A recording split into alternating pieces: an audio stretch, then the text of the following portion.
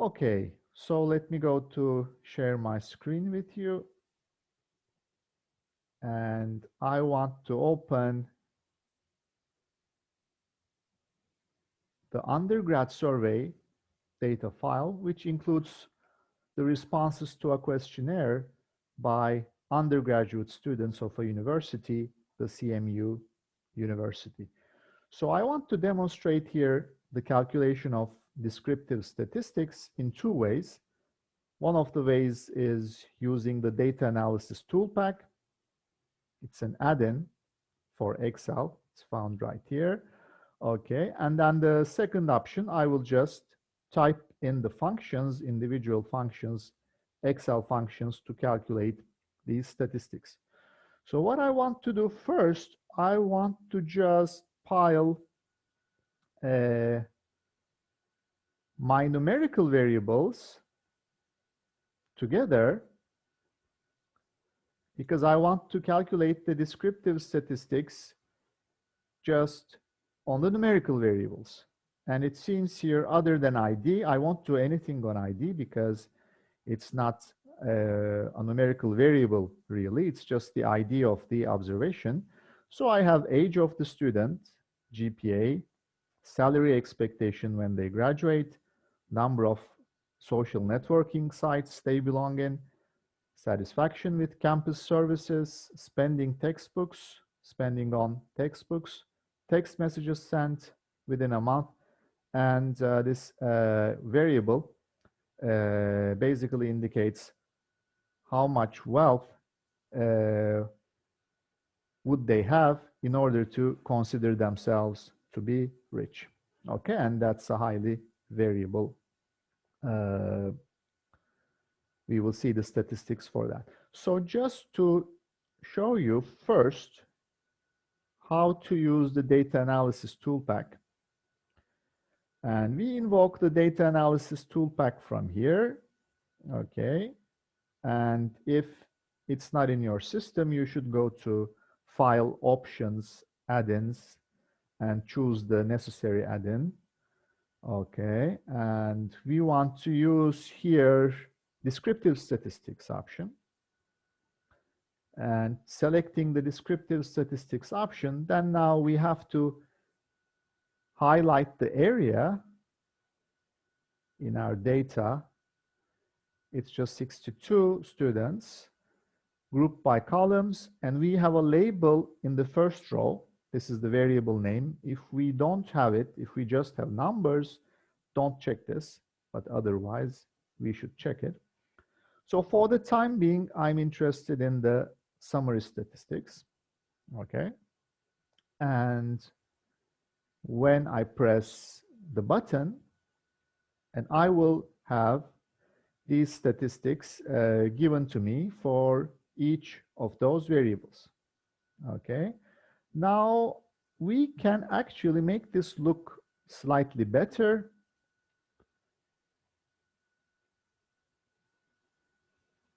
Okay, I want to first get rid of all these extra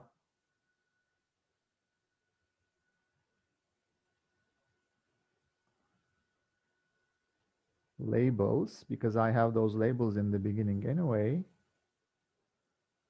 Okay. So I just have basically the labels for mean. Standard error is something we'll cover later, so let's ignore it for the time being. We have median, mode. So these three are measures of central tendency. Then we have measures of variance, standard deviation, sample variance. We have also range, which is calculated from the minimum and the maximum. We also have kurtosis and skewness for measures of shape, basically how symmetric or right skewed the data are. And finally, we have a count. To make this look better, probably it would be nice if I could just reduce to 2 decimal points, and here as well, just for making it look a bit better. And that is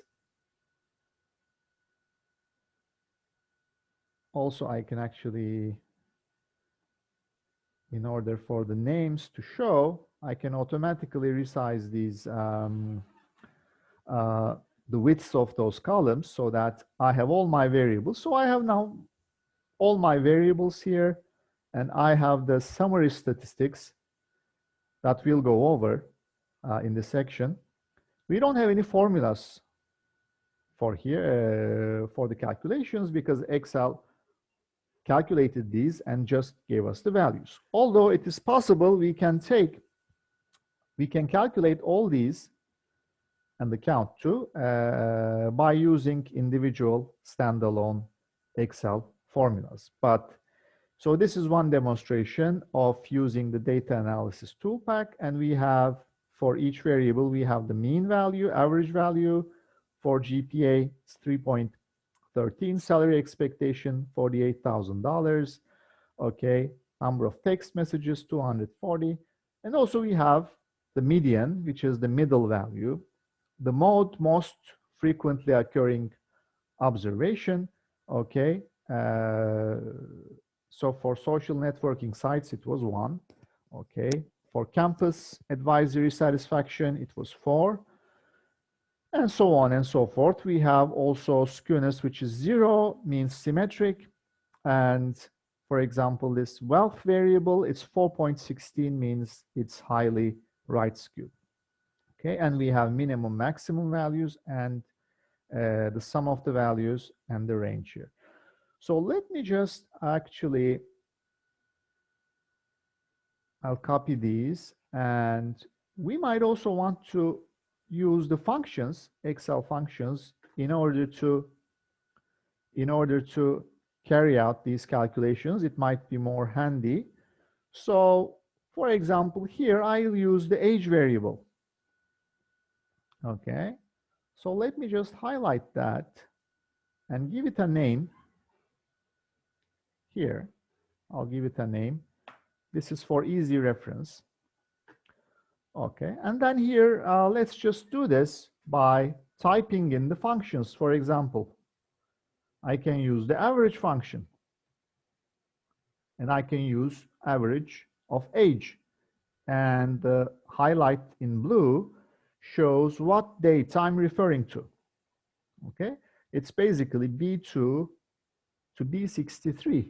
So sorry about that. B2 to B63. Okay, and so let's do that. 21.12. Let's check that. Okay, and that's the number exactly we have right there. Okay, so let me avoid standard error for the time being. So another way to refer to this cell, of course, is just to type in average of B2 to B63. Okay. All right, so that's also the same number, obviously. Okay. Here we use the name. We named this range, and we named it as age. And here we use just the cell reference.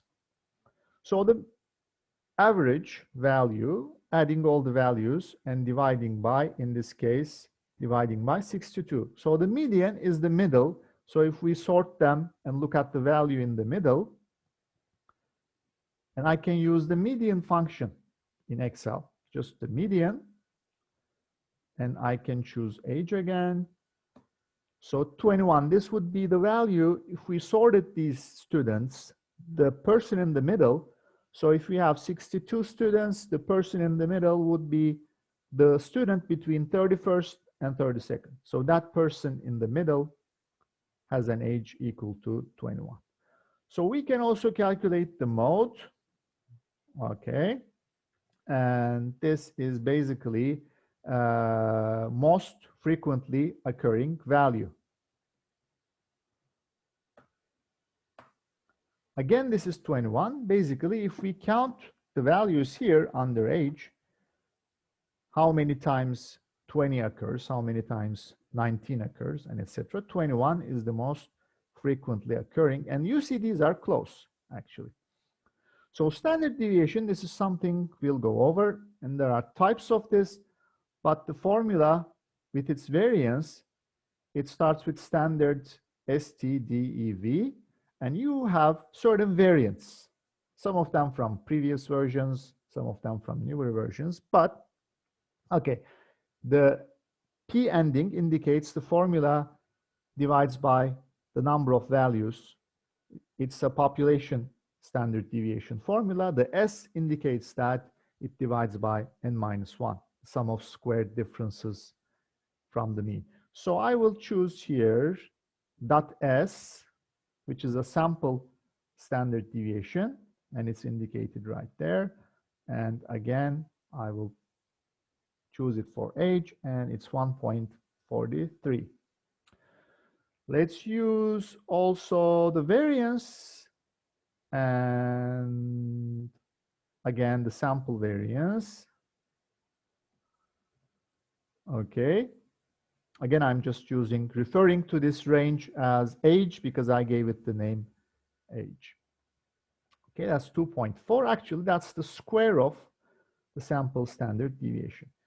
So for curtices, we can use this function, which is curt. Okay, and I say age. For skewness, we'll learn these later. We'll use the skew function. Okay, for range, I mean, there's a range function in Excel, but that's not the right one. So what we'll do is I'll first calculate the minimum and maximum. Minimum of the range, age, which is 18. Then I'll choose the maximum. So maybe I'll wait a bit because of the refresh rate of the recording. Max age, which will give me the maximum value, 26. And for calculating the range, it is simply maximum minus the minimum, the difference between the highest value in your data set and the lowest value in your data set. For some of the values, I mean, I can again find it with the sum function. Maybe I need it, maybe I don't. Okay, but if you do it like that, and it gives you 1,310. Okay, so the count, of course, is the how many observations I have. So basically, using these functions, I can calculate the descriptive statistics using data analysis in this format, and then using individual functions of Excel in this format. Okay, so